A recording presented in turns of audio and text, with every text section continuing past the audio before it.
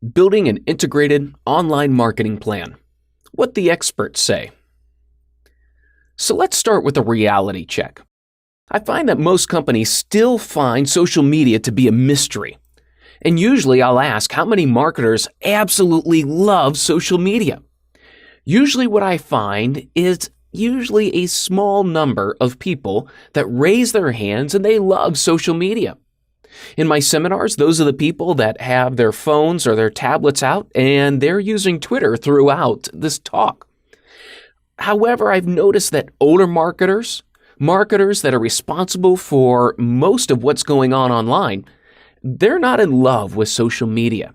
In fact, they see that social media makes their life a lot more difficult because there's so much to remember, so much to do, and in the mix of everything, they don't see a clear use and they don't see a clear return for the use of the company.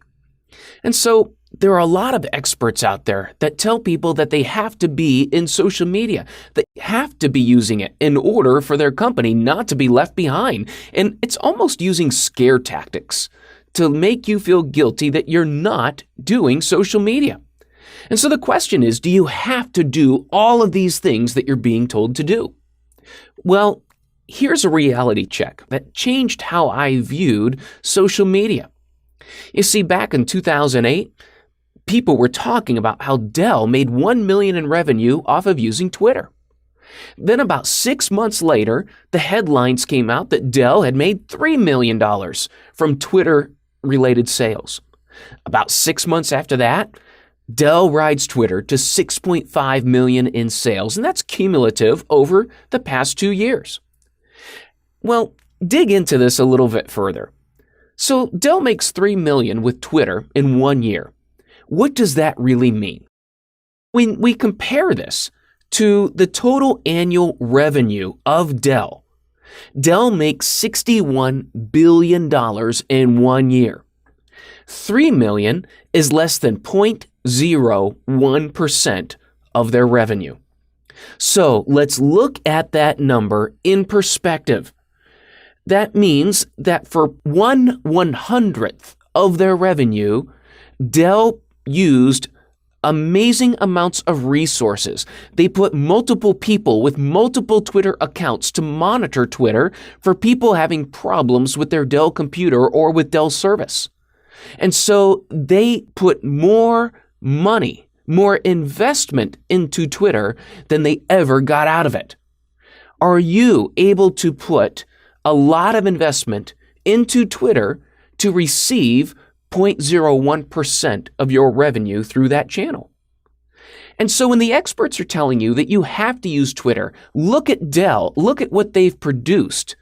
You can't compare the two.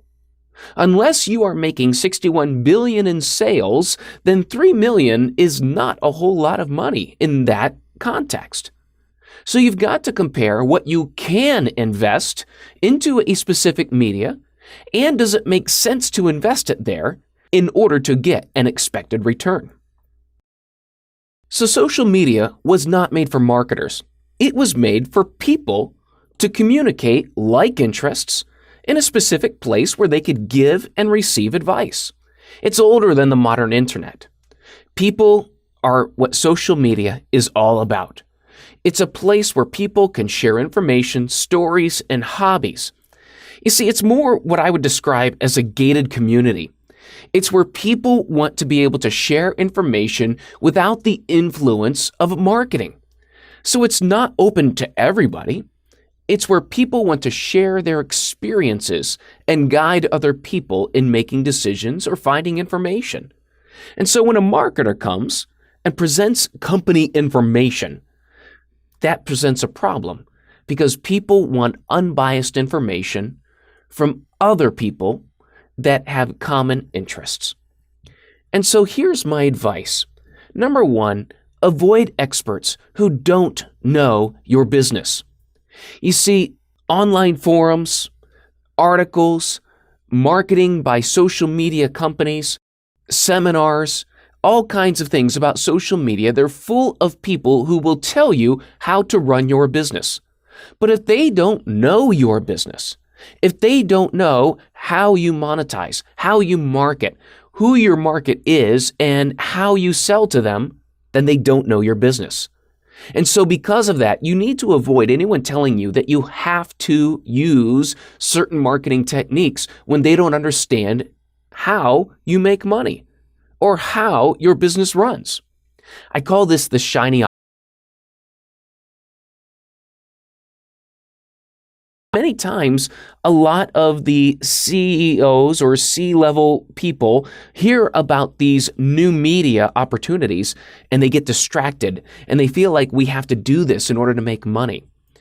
So I want you to stop feeling guilty about not using social media or not using it effectively or not giving it the time you might think it deserves. Do those experts truly know your business? Do they know the demands on your time? Do they know what makes your company money? If not, then don't listen, because this course is going to be all about finding the strengths of your marketing and the strengths of those channels available to you so that you can be more effective in your online marketing.